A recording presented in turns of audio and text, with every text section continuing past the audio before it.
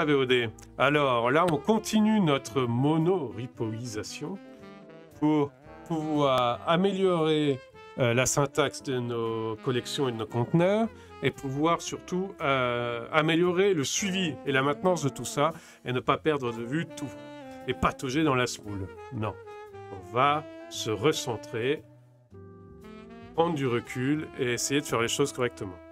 Donc, Playbook, pas que je faisais les choses salement avant, mais il faut toujours itérer et reconsolider parce qu'on a toujours tendance à diverger. On est des humains après tout. Donc là, on va reconcentrer et renormaliser, restandardiser.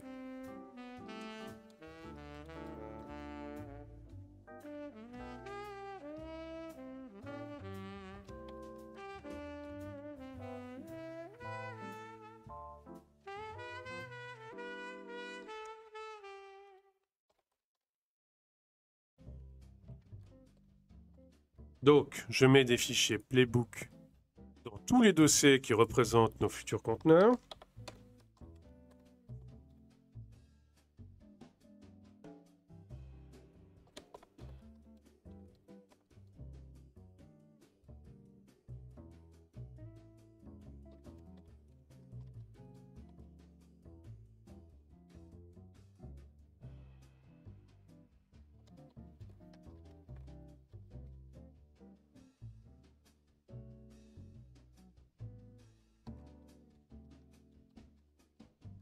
Voilà.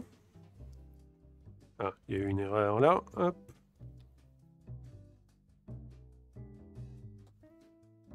Voilà.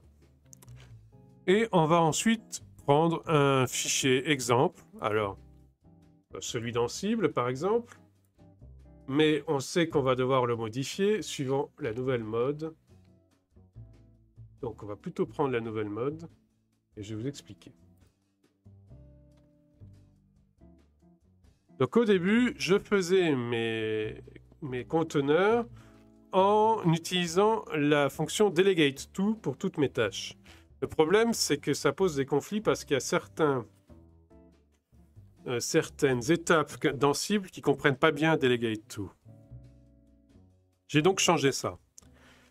Et pour changer ça, ce que j'ai fait, c'est que j'ai séparé mon playbook en 3 sous-playbooks. Un playbook qui construit le conteneur de base, un playbook qui provisionne, et un playbook qui commit le tout, qui ferme le tout, quoi. Et donc là, l'idée, c'est de sortir les 2 sous-playbooks qui font l'ouverture et la fermeture, les mettre dans leur propre fichier, et appeler ces fichiers dans les playbooks de tous ces dossiers-là. Voilà. Ça, c'est l'idée de base.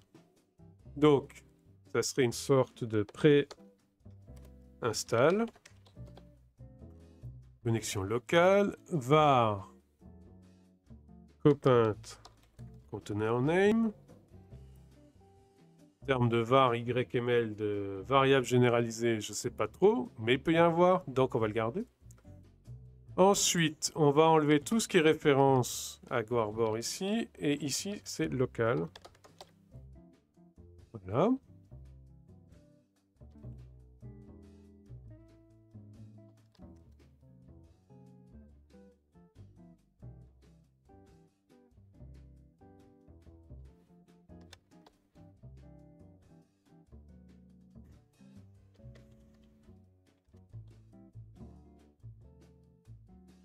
AirSync, on s'en occupera. Alors, l'idée, ça serait de faire une tâche plus généralisée du genre install complementary packages. Voilà.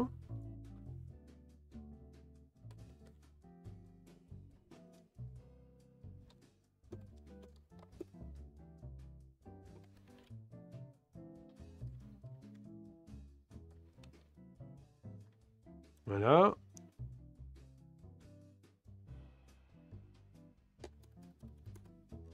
With items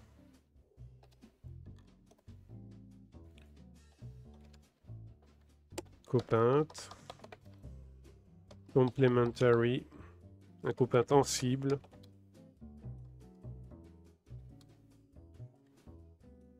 Complementary packages. Voilà. Donc là, on a un playbook de prepare, de préinstall que généralisé. Donc on va le détacher, on va le nommer preinstall.yml.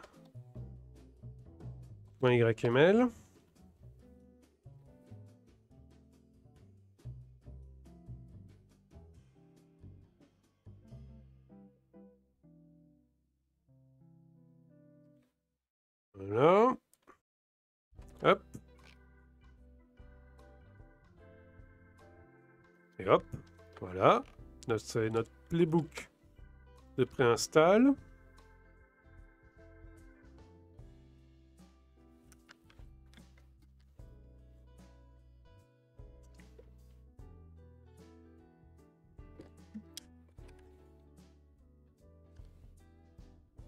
Complementary packages. Voilà. OK. On va faire la même chose pour le playbook de post-install.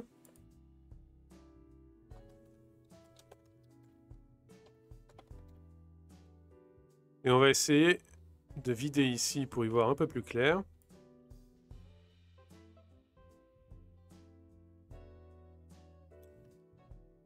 Et donc le playbook de post-install, ça serait celui-là. Alors, comment on va gérer ça? Déjà, on va pas appeler corabor conclude, mais on va appeler ça post-install. Var copaint container name. On purge Python 3, on purge rsync, mais en fait on va purger en généralisant comme on l'a fait pour préinstall. Ça me fait penser que là, il faudra que je change tous les container names et tous les tests. Vous voyez, il y a des modifications partout à faire. Hein.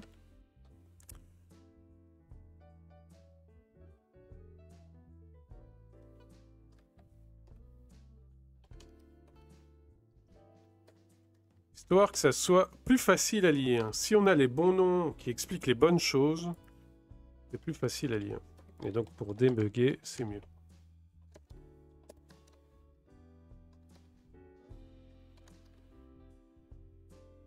Donc ici, je vais finir. Donc c'est copaint container name parce que je veux que toutes mes variables en préfixe copaint. Voilà.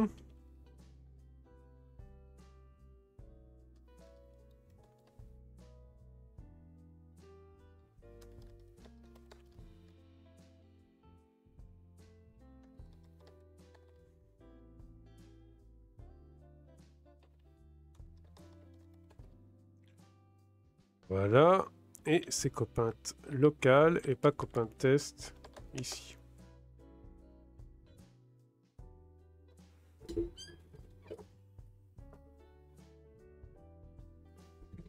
Ah.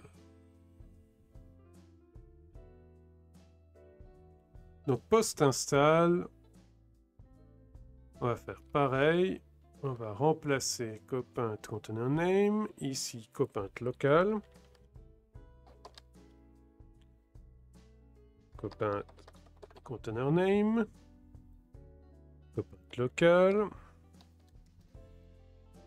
copaint container name, copaint local.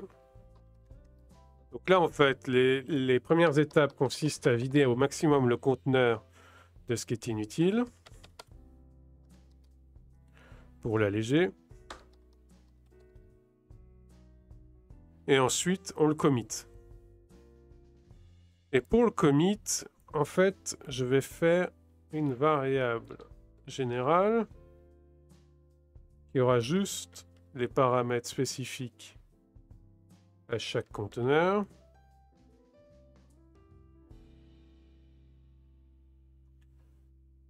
Et donc, Ça sera user, toujours un user, copain user. Je vais appeler copain user tout simplement. Copain container params. Entry point tiny container entry point.sh.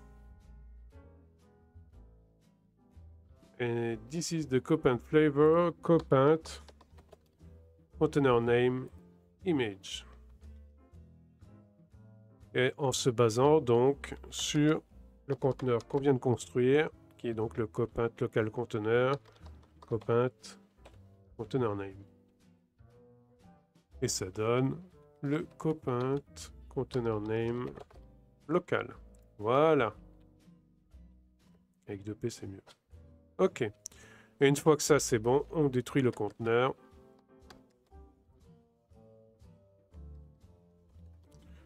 C'est-à-dire, on le sort de l'inventaire. Voilà. Ça, c'est les Ansibles de pré-install et post-install.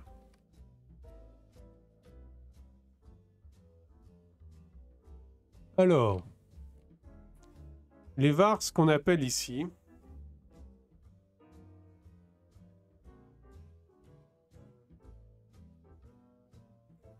comment on va pouvoir passer ce copain de container name entre tous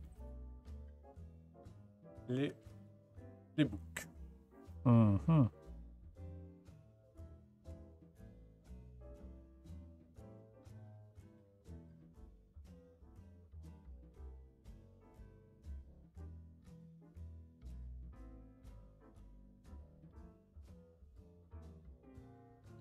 Alors, sachant qu'après, en plus, il y aura une double hiérarchie concernant les variables pour faire les distinctions pour les mêmes sous-projets qui ont plusieurs conteneurs. On n'en est pas là. Donc, ça veut dire qu'il faudra régénéraliser à ce moment-là.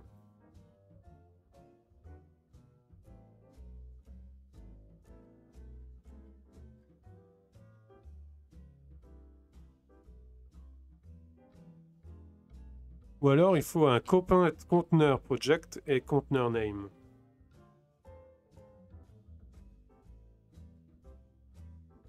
Je pense que c'est ça qu'il faudrait faire. Un copain conteneur project.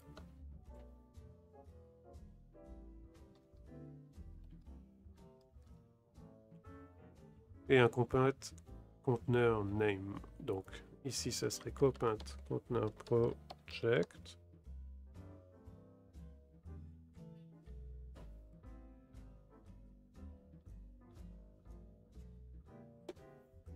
Et en extra vars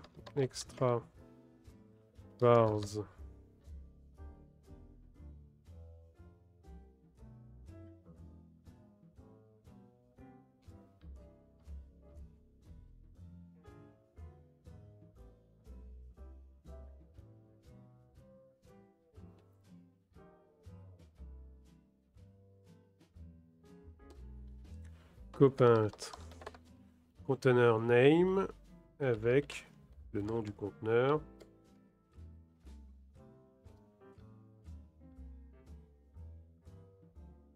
Copain conteneur name. Voilà. Ça nous permettra d'avoir la double hiérarchie et donc d'avoir plusieurs projets distincts dans le même monorepo. Et les projets distincts peuvent eux-mêmes avoir plusieurs conteneurs. Voilà. Docker save dans asset container, copain container project, copain container name. Voilà.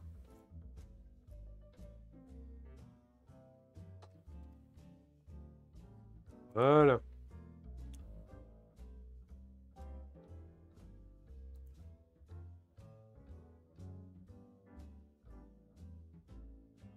Donc avec cette double hiérarchie, on retrouve ce qu'on peut faire, les possibilités qu'on peut faire avec les playbooks séparés. Bon, tout ça c'est bien. Donc maintenant, on va vider encore un peu plus notre truc. Et on va s'attaquer aux spécificités de Ansible, donc du playbook Ansible.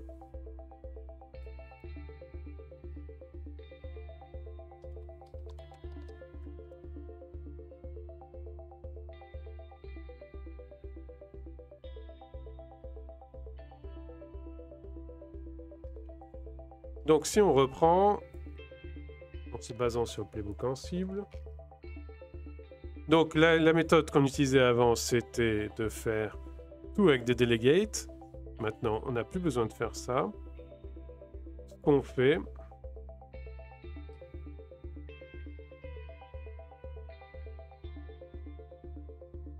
c'est un appel à l'inventaire. On monte le conteneur dans l'inventaire. Et à partir de là, on peut le réutiliser pour notre playbook. Un truc comme ça, quoi. Donc, c'est pas GoArbor, là, c'est Ansible. Ansible install. Var copaint container name. Le conteneur, on a décidé qu'on le nommait local et plus test. Voilà. Et le rôle, à partir de là, on peut ne plus le déléguer. Et toutes les tâches ici, pareil. C'est génial. Ça rend le truc beaucoup plus solide. Bon. Tout ça, c'est bien mignon, mais maintenant, il nous faut mettre un fichier de variables pour pouvoir mettre les variables spécifiques à Ansible. Et je vois aussi une autre variante, c'est qu'Ansible, il faut lui garder son environnement Python.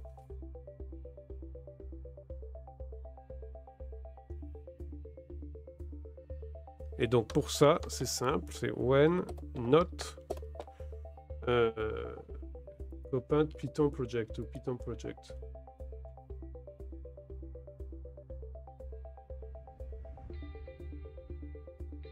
Copaint Python project.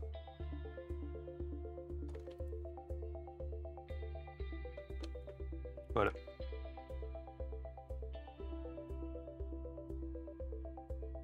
Donc ça enlève Python que quand le conteneur ne contient pas un projet Python.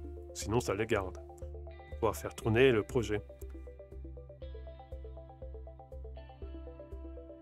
Bon, on a notre rôle, on a nos tâches. Maintenant, il nous faut définir un fichier de variables. Donc, on va faire un dossier vars pour respecter la syntaxe d'Ansible, et dedans, on va faire un fichier main.yml. Voilà. Et dans ce fichier main, on va mettre nos variables Ansible. Alors, on va enlever tout de suite cette variable-là qui ne sert plus à rien, qui était valable le temps que Python 2 et Python 3 soient tous les deux installés dans un même système. Mais maintenant, tout est passé à Python 3. Si vous êtes encore en Python 2, changez. Parce que Python 2, ça fait 1 an maintenant que son end of life est passé. Donc, passez à Python 3. Donc, on a notre var ici. On va vouloir appeler ici. On va appeler...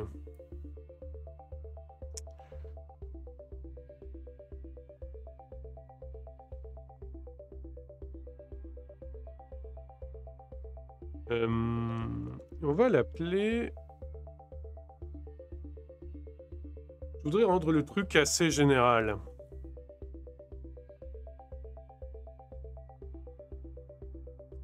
Donc l'idée là, par exemple, c'est ici, c'est de faire var main.yml et ensuite var et le nom du projet. Je pense que c'est le plus général.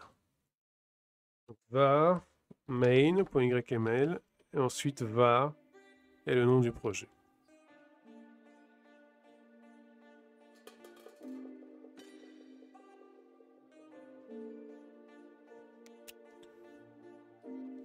Voilà, ça.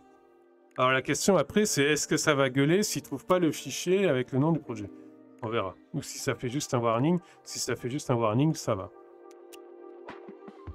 Donc là, on a notre fichier de variable.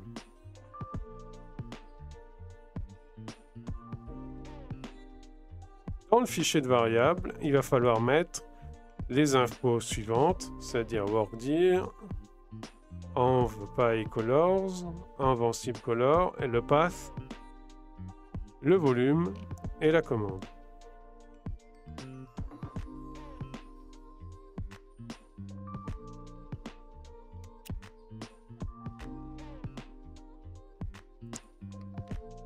Alors, l'entry point, on va le virer aussi, ici.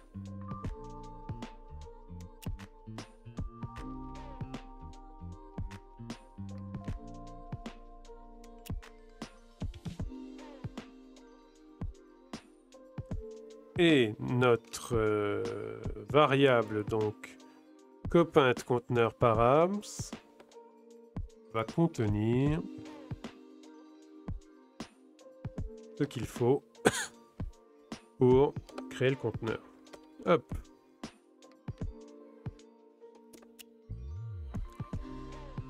Alors.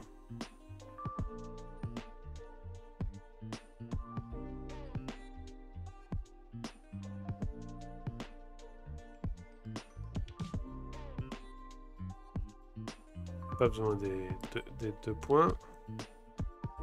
Par contre, je vais prendre le workdir. Bon, en fait, je vais prendre tout ça.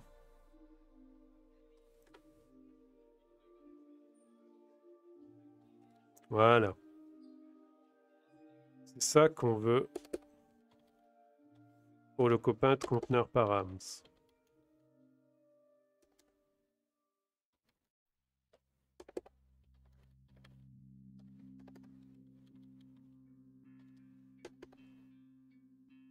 Voilà.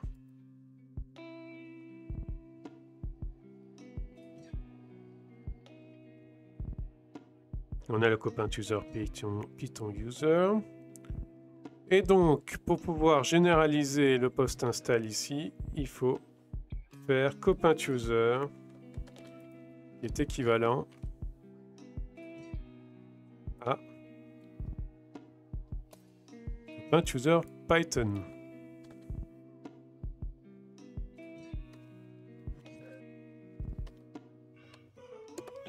Voilà.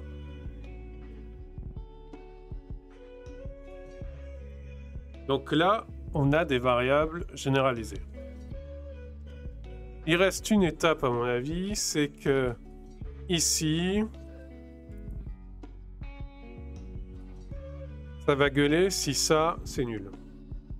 Donc il faut mettre un when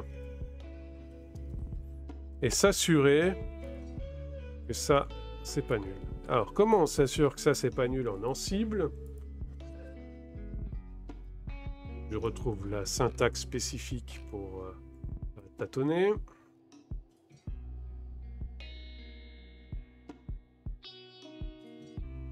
Alors.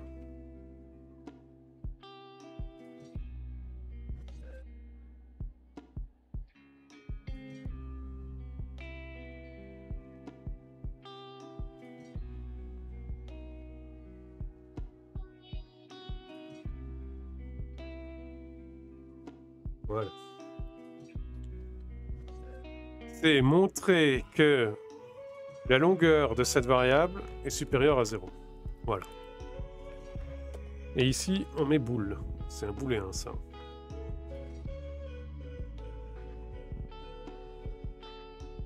Du coup, on fait pareil en préinstall.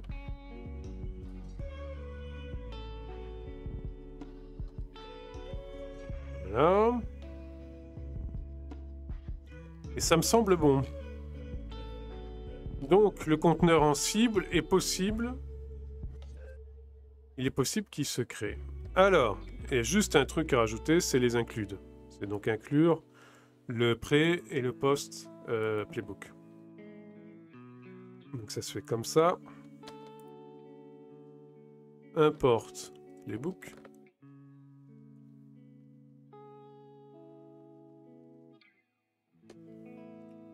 On va donc nommer préinstall .yml et importe playbook post install .yml. Voilà. Vous vous rendez compte, c'est beaucoup plus lisible. Hein. C'est beaucoup plus lisible. Ah, c'est bien mieux. Donc ça, c'est pour en cible. Alors, ensuite, comment on va faire, par exemple, pour le CI, pour les builds et deploys?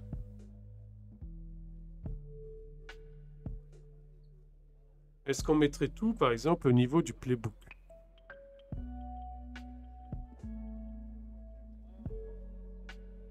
Qu'est-ce qu'ils mettent dans l'architecture de la collection? Donc un playbook, ça peut contenir des vars, des templates, des files et des tasks. Ok. Est-ce que par hasard, ça peut contenir des tests, des builds, c'est bon, il est suffisamment généralisé. Mais un GitLab CI, par exemple?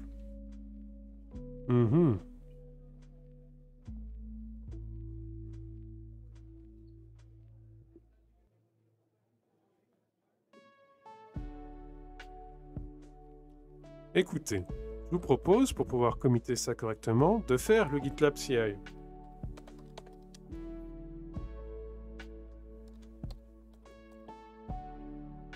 Donc le GitLab CI général.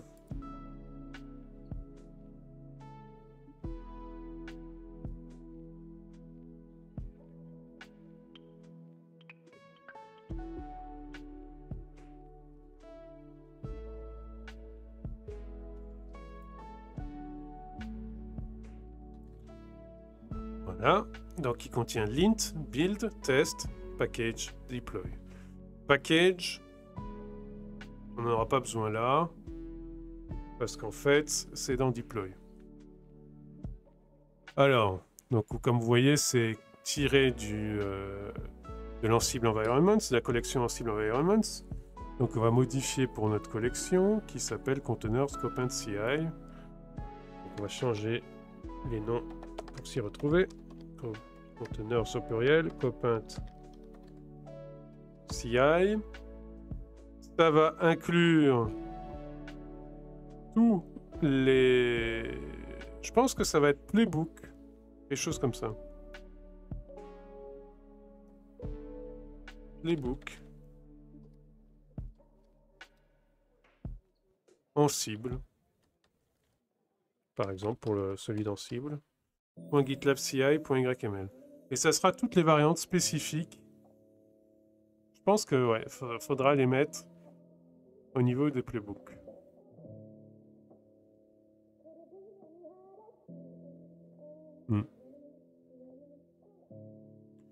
Alors, containers, CopintCI, linshell, linJSON, JSON, pardon, lint Ansible, deploy, et il faudra mettre un semantic, un license finder aussi, mais ce ne sera pas pour tout de suite parce que le license finder il est actuellement buggé. C'est entre autres pour ça que je fais ces modifs, parce que comme tout commençait à devenir assez instable, je me suis dit on va arrêter là, on va reprendre tout correctement. Alors, le deploy tag, c'est lui qui aura les infos pour déployer l'artefact. Donc, voilà. Ce que je veux, c'est aussi enlever les artefacts, les rapports de test et tout ça. Parce que pour l'instant, on n'a pas d'outils pour les ingérer correctement. On regarde au terminal. Et donc, ça sert à rien de les garder. Alors, on aura l'inter Ansible en plus, qui est pas mal. On va se rendre compte que c'est pas forcément bien linté. Donc ça va augmenter la stabilité de linter ça correctement. Et on va faire notre GitLab CI. Salut MC Fort! Ça va?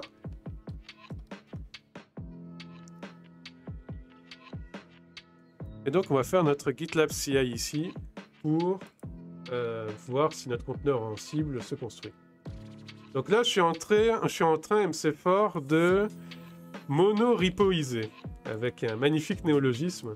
C'est-à-dire que j'ai compté, je commençais à arriver à 80 repos à manier en même temps, à manager en même temps. C'est beaucoup trop. Et donc, je me suis dit, je vais rassembler des projets. T'as la fibre qui est revenue depuis 2 heures. Waouh! Donc ce soir, il y a de la domotique ou pas?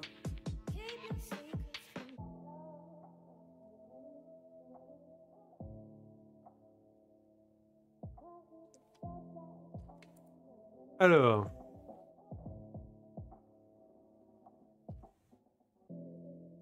Demain soir, là je suis un peu court, j'ai rien prévu. Ok. Bah, très bien.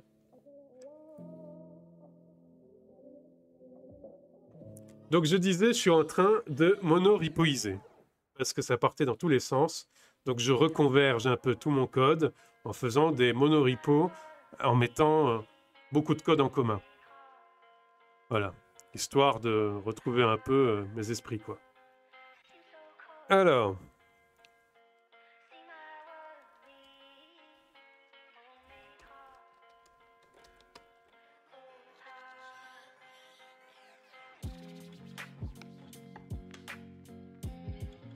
Donc ce que je veux, c'est Copint Container Project. Je veux qu'il vaille en cible ici.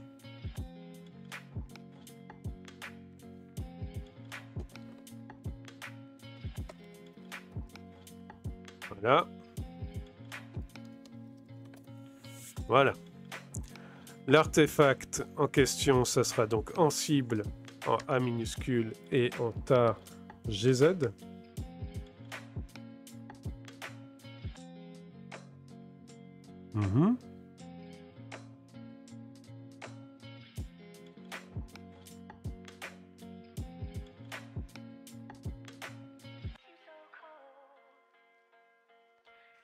Ce sera peut-être plus lisible comme ça, voilà.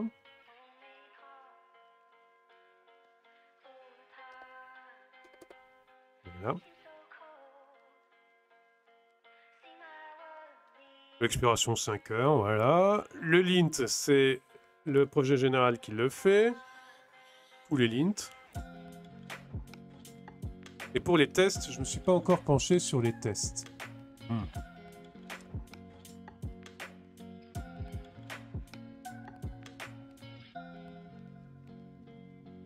Donc tu vois, MC4, c'est le programme pour les 15 jours qui viennent. C'est essayer de restructurer un peu tout ça pour pouvoir repartir sur des bases plus saines pour la suite du projet. Parce que là, ça commençait à diverger dans tous les sens, être de moins en moins stable, et c'est pas bon.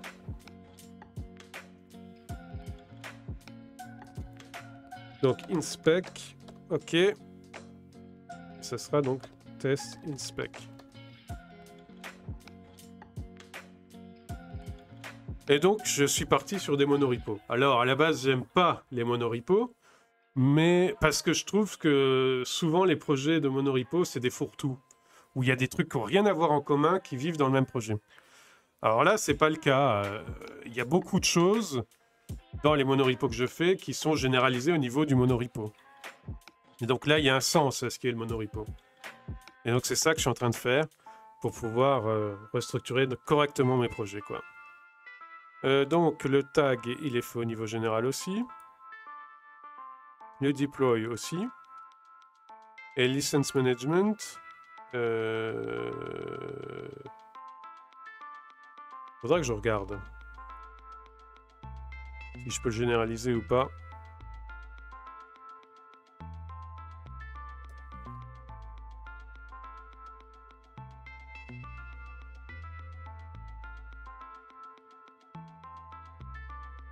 Je crois que license management, je pourrais pas le généraliser, mais on verra à ce moment-là. Donc, il y a en cible test inspec et en cible build. Ok. Bon. On va faire tourner ça. Alors, inspec, ça va forcément foirer parce que je ne les ai pas mis en place encore. Mais build, on va voir si ça réussit ou pas. Donc, en gros, tu vois, MC4, pour tous les playbooks ici, Vous avez un repo auparavant. Donc tu vois que ça commençait à être immaintenable. Donc de tous les rassembler dans le monorepo, ça va rendre les choses beaucoup plus simples.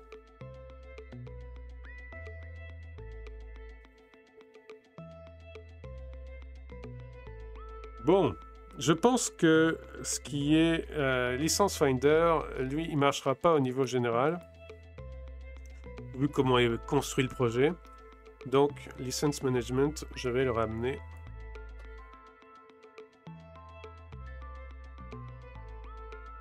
ici.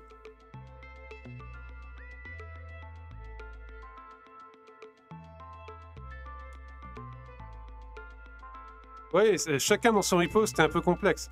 80 repos, quelque chose comme ça. Et donc, ça faisait des instabilités dans tous les sens, parce que les repos, donc, ils se mettaient à jour régulièrement, vu que les mises à jour automatisées. Mais dès qu'il y en avait un qui avait une mise à jour brisée, ça pouvait briser les autres et tout ça. Et ça commençait à être un foutoir. Je commençais à atteindre les 50 PR push request juste pour de la maintenance. Et donc, je me suis dit, oh là, on va mettre le là et on va recommencer ça. Voilà, surtout sur des modifs avec des impacts multi-repo, pas synchro, build autant cascade et difficilement synchronisable. Exactement. C'était ça le problème que j'avais. Parce qu'en plus, comme ma façon de coder évolue, qu'à chaque fois j'améliore petit à petit, que je rajoute des meilleures façons de coder, si c'est chacun son repo, je dois répercuter toutes ces meilleures façons de coder sur les projets que j'avais fait avant. Au bout d'un moment, ça devient très dur. Et donc c'est pour ça que je pars sur du monorepo. Donc,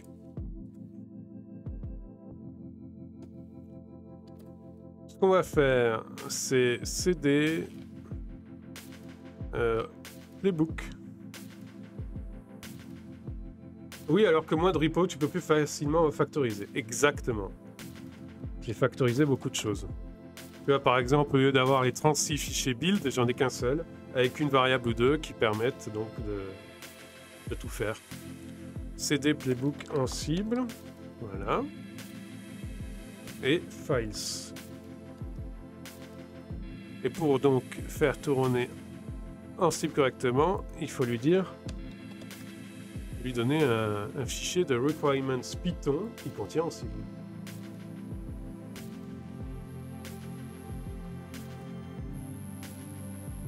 Du coup, ça va te permettre de revoir depuis le début mon code, et donc peut-être tu vas comprendre certaines choses que tu n'avais pas compris avant, parce que tu avais pris trop loin dans mes pérégrinations.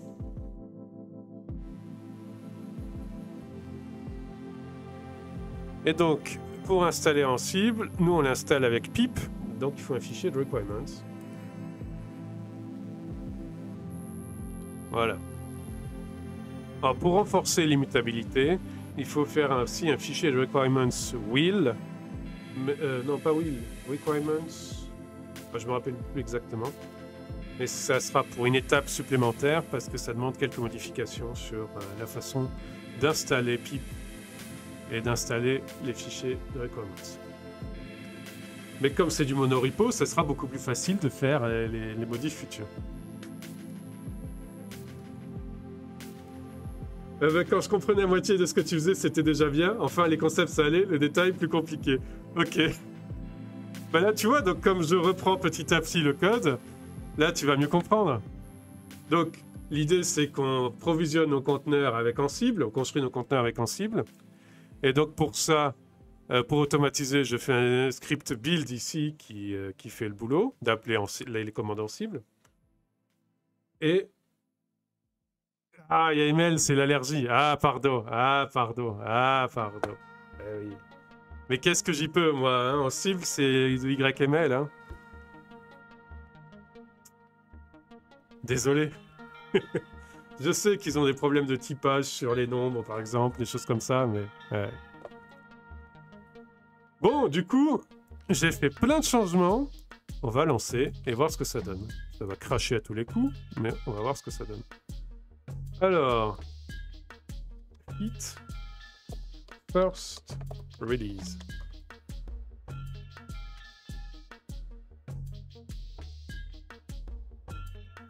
Un magnifique texte bien expliquant bien ce que j'ai fait.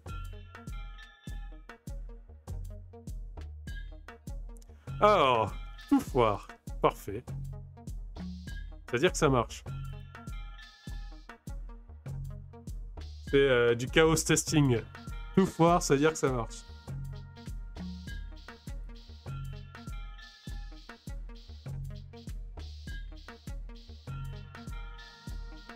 Modifs diverses. Oui, voilà. C'est un bon nom de commit, ça aussi. Une bonne description de commit.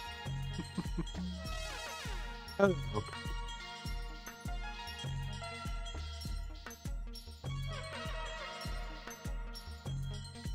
Ça règle le problème du YML.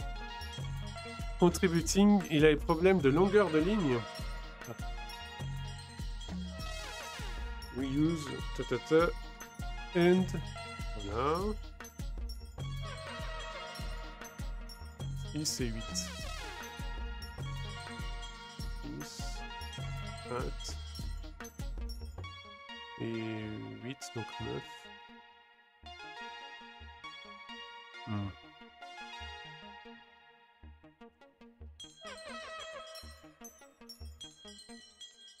Et Shell, qu'est-ce qu'il raconte Shell?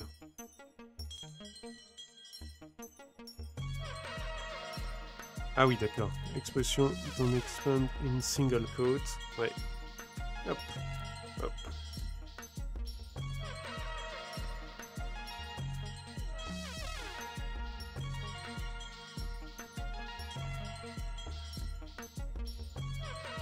Voilà.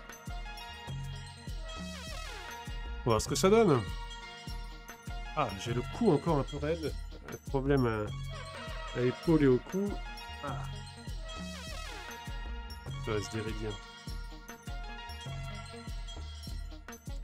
Alors, le markdown, qu'est-ce qu'il me dit?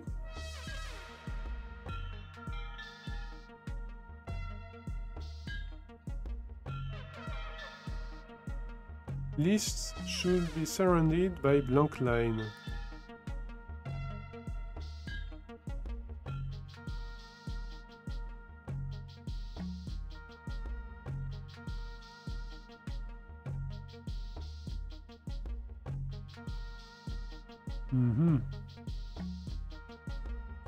Bah ouais, mais là, c'est pour dire que c'est dans la même liste, quoi.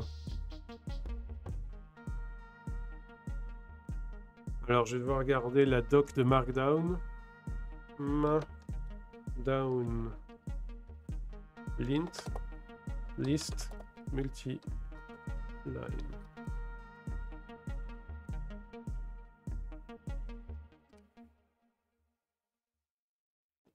C'est Markdown 0.29.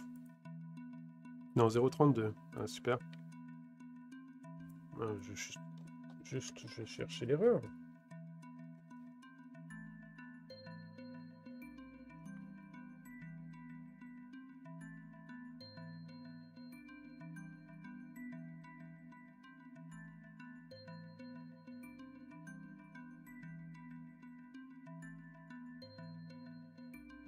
Ok. Markdown. Multiline. Line. Ah voilà.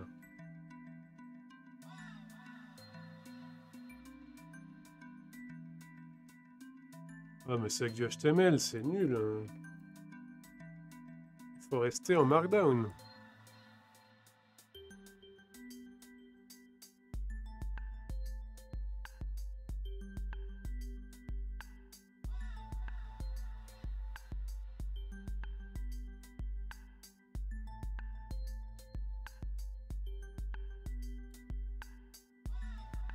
Multiligne dans une cellule de table, normalement c'est pas autorisé. Ah d'accord.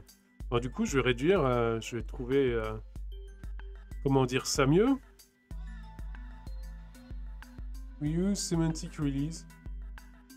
Ah, le fait qu'on utilise cet outil-là, on s'en fout. Quand quelqu'un fait un MR, ce qui l'intéresse, c'est we use la convention qu'on use. C'est l'Angular Commit Message Convention.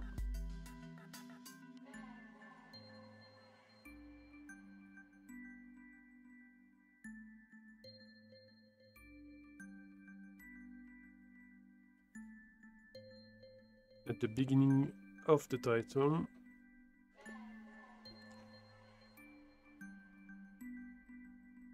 Oui, c'est une liste. Bon, écoute, c'est pas grave, je vais raccourcir quand même. Your commit history must not contain any commit with an empty message. Bon, c'est as it breaks, mais c'est aussi une convention, donc je vais enlever le as it break. Voilà. Alors, qu'est-ce qu'il me dit en cible? Alors, il manque des départs de documents. Ici.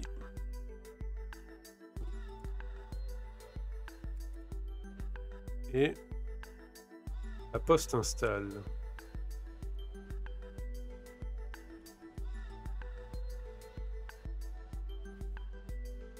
Oui, c'est ça. Contrôle Alt Sub. Ouais, plus de problème. Oui, oui. Oui, plus d'infos aussi, mais oui. Alors.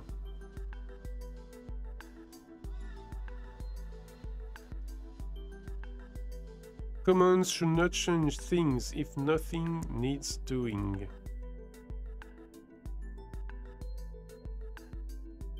Oui. Et ça, c'est 301 et je vais l'enlever.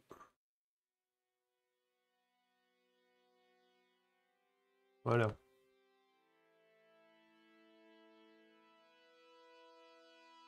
Et je pense qu'on est bon là. On va voir ce que ça donne.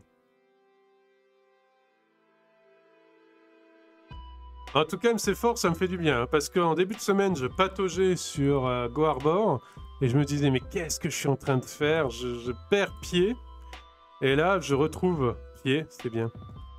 Alors...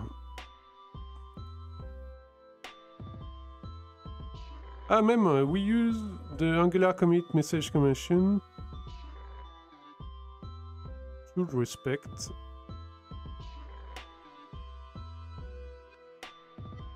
Ah, on va le mettre en deux lignes. Full respect semantic versioning. Et your MR should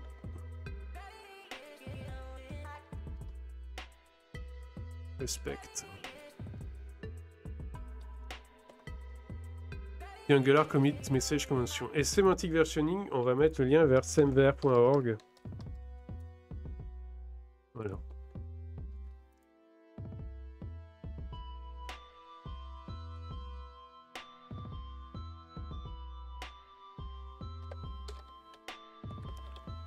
Voilà.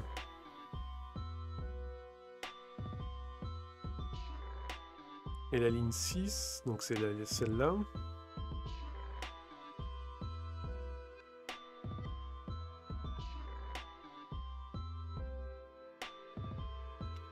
Je vois comment je peux l'écrire.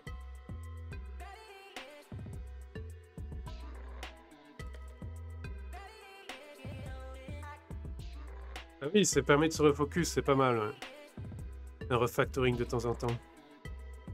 EMR unfinished branches must be. Je pense qu'il faudrait que je le mette au... Comment ça s'appelle? Au lieu de your-mr, il faudrait que je mette EMR. Must be prefixed with... EMR.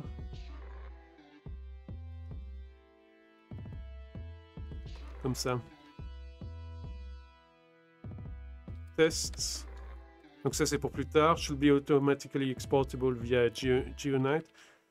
Ça permet d'avoir des retours de tests, des rapports de tests standardisés pour pouvoir ensuite alimenter des outils qui permettent de les traiter. Alors, the commit history must not contain any commit with an empty message. Coding rules, alors.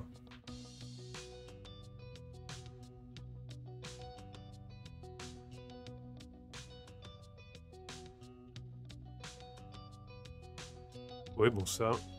100% test coverage quand on fait du système et de l'infra. ça a peu de sens. Mais bon, comme je venais généraliser contributing au projet de code, je vais le laisser comme ça. Tu sais pas, toi, s'il y a un MC-Force, s'il existe des outils pour mesurer la couverture, qui serait l'équivalent de la courbe d'ouverture de code, mais en système et en infra?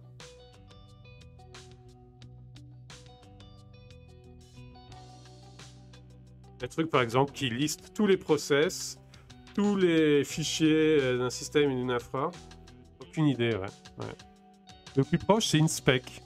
Ça serait InSpec le plus proche, mais peut-être qu'il faudrait faire un profil qui liste tous les fichiers et tous les process d'un système ou d'une infra, et avec un set de règles qu'on demande sur ces profils. C'est-à-dire tel user, telle permission et tout ça.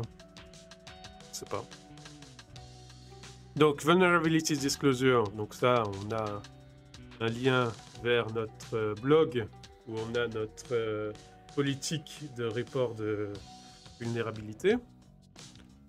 Et ensuite, le pledge, c'est le code of conduct classique de Contributor Covenant. Voilà. Alors. Ok, il ne reste plus que lui. Donc, ça devrait passer le linting maintenant.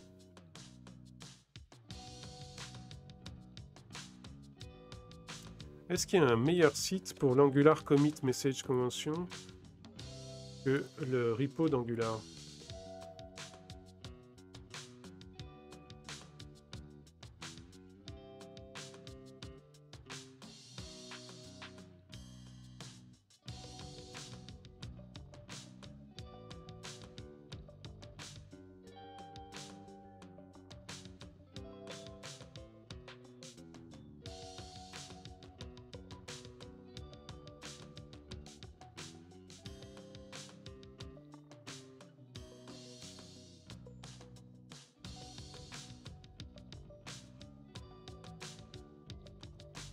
Ouais, pas forcément facile. Entre les YML d'Ansible, ceux de Compose, les Dockerfile, les SH, etc., ça fait beaucoup de trucs à monitorer pour faire des vérifs. Ouais. Ouais. C'est vrai. Alors moi, j'ai pris le... En fait, c'est par l'autre bout qu'il faut voir, c'est vraiment essayer de réduire au maximum les systèmes, essayer de réduire au maximum les infras pour éviter les processus qui travaillent en tâche de fond sans qu'on le voit, etc. Quoi. Pour ça aussi que je containerise. Parce que, par exemple, si tu installes un système D, il te déclenche tout un tas de processus qui tournent en tâche de fond, alors qu'un conteneur, c'est pas censé le faire, ça. Alors, ça serait commit message guideline. Bon, je pense que...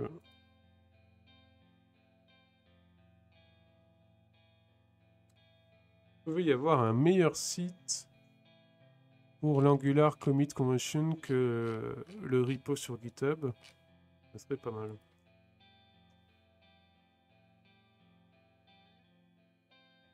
Ah, ça, Convention Commit Specification. Ah, c'est ça. Voilà, c'est ça, c'est exactement ça.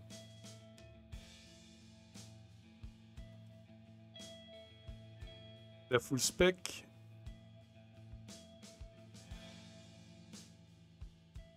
Ben, c'est exactement ça, voilà.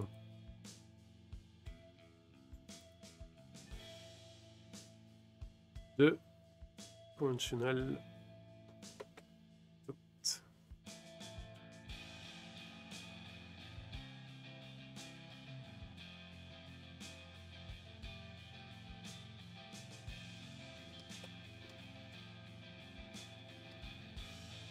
C'est un héritage d'Angular ou ça s'est développé séparément?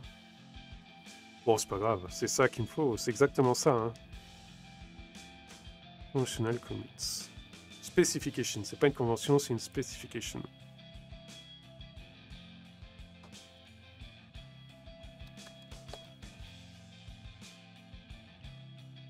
Et semver.org, c'est une spec aussi? Je rends compte un peu, MC4, le souci du détail.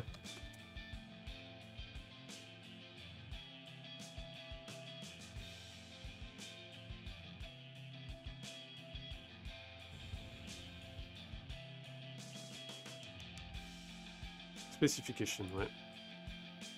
De sémantique. Versioning specification.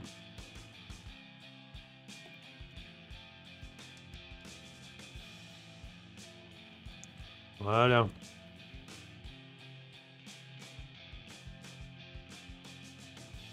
Ça, j'y tiens à ces deux conventions parce que ça permet d'automatiser. Après, sinon, tu as le droit à des PR, correcting name of specification. Alors, t'as bien raison. Surtout pendant le Oktoberfest. Pendant l'Oktoberfest, t'as tout un tas de monde qui viendra écrire super, Beautiful Project ou je sais pas quoi, juste pour avoir les t-shirts. T'as été touché par l'Oktoberfest, MC4 ou pas? Moi, j'ai mis sur un de mes repos Oktoberfest pour voir. Il n'y a personne qui est venu, j'étais déçu. Hein.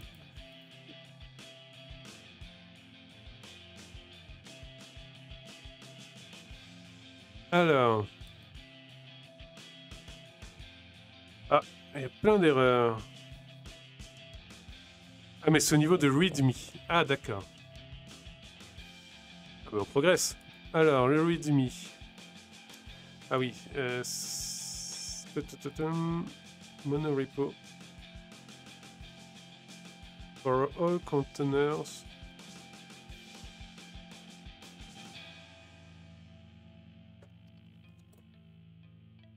Voilà. Pour l'instant, le README, il est très clairsemé, il est très très vide. Et il est plein de fautes aussi, tiens. Hop. Mais petit à petit, il va s'agrémenter. Là aussi, je suis une spec pour le README, makeareadme.com.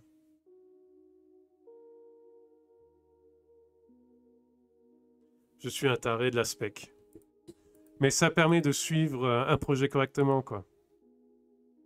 D'avoir une norme commune. Non, on a surtout des repos pour des projets spécifiques à nos outils, donc ce n'est pas comme si on apparaissait facilement dans les recherches. Ok. Bon, t'as échappé à quelque chose. Alors, License Management, pourquoi il apparaît là? Ah oui, si, c'est normal. Alors lui, il faudra que je lui donne un nouveau nom. Ça sera Ansible. Docker. Ansible. On va garder la licence.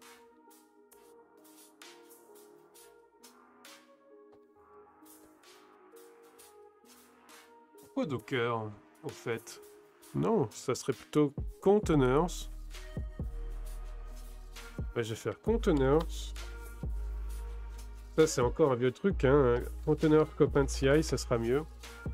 Même si c'est un peu plus long.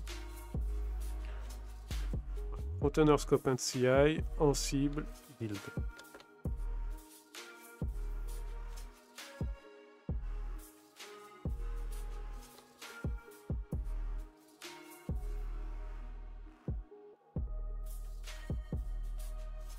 Et ici, c'est Container Scope and CI, lint Markdown, lint Shell, lint JSON, lint... Ok. Ça me semble bon, là.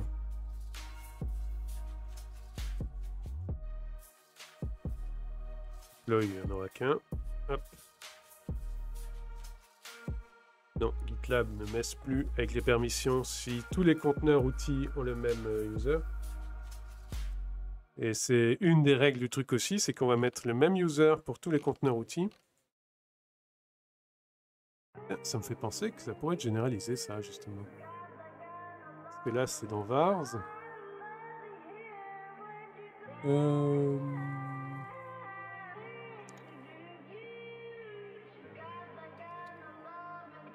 Est-ce que dans les collections Ansible, dans la spec des collections Ansible, on peut avoir un dossier vars général? Non, semble pas. Par contre, on peut en avoir de degrés inférieurs. Donc, à ce niveau-là.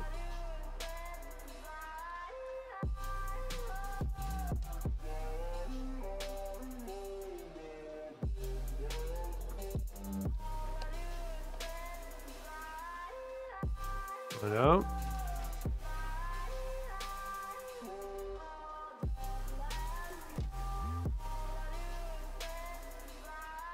Donc ça va être copain user.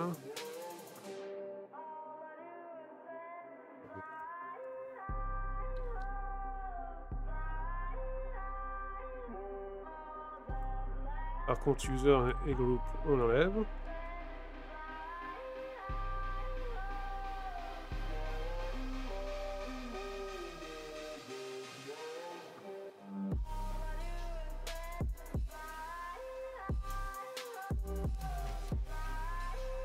On va faire comme ça. Copain user, ça fixera le UID, le GID et le fait qu'on doive le créer. Ensuite, c'est ici, on va overrider copain user Python. On va dire que c'est copain user.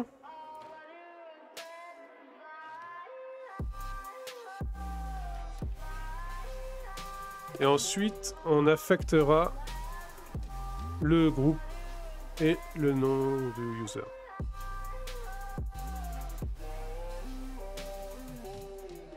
Comme ça. Voilà. Et hop, une généralisation supplémentaire. Ah, je suis content. Par contre, on va pas appeler ça Python. Quoique si, c'est un repo Python.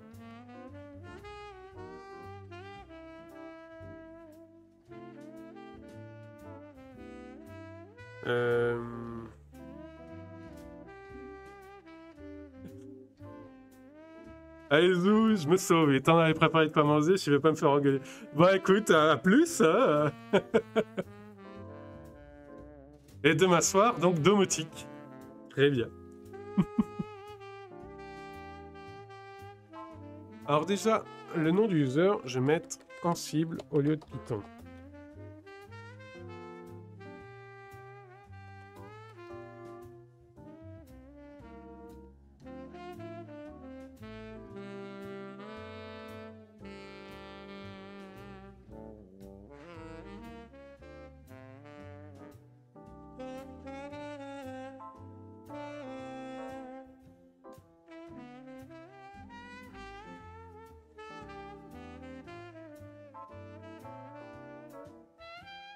Et comment je pourrais appeler correctement cette variable dans le post install ici?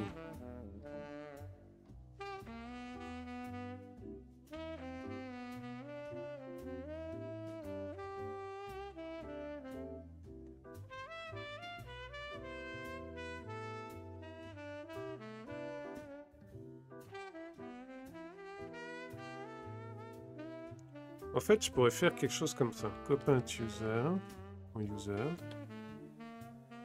copain user.group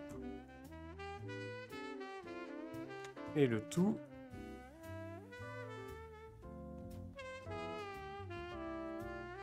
est donné à copain user Python.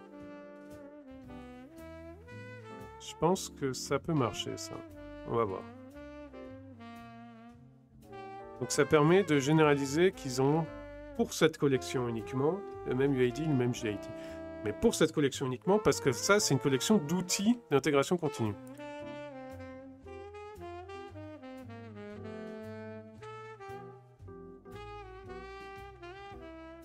Et c'est reparti.